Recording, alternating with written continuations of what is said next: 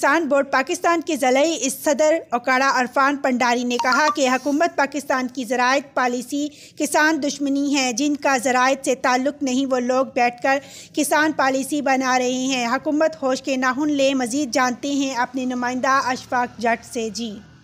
کسان بورڈ پاکستان کے ضلعی صدر اوکاڑا چودھری عرفان بنڈاری نے دیپال پور میں پریس کانفرنس کرتے ہوئے کہا ہے کہ حکومت پاکستان کی زراعت پالیسی کسان دشمنی کے مترادف ہے۔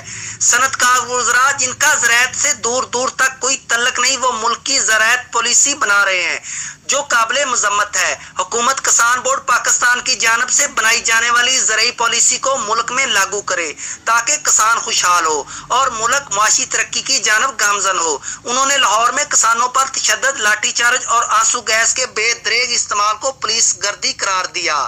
عرفان بنڈاری کا مزید کہنا تھا حکومت صوبائی سطح پر چیمبر آف ایگریکلچر کا قیام عمل میں لائے، جیلی کھاد بیج اور زرعی ادویات کے حوالے سے سخت قانون سازی کرے، مارکیٹ کمیٹیوں میں سیاسی افراد کو نوازنے کی بجائے کسانوں کی حقیقی ترجمانی کرنے والی جماعت کسان بورڈ پاکستان کے نمائندوں کو شامل کرے۔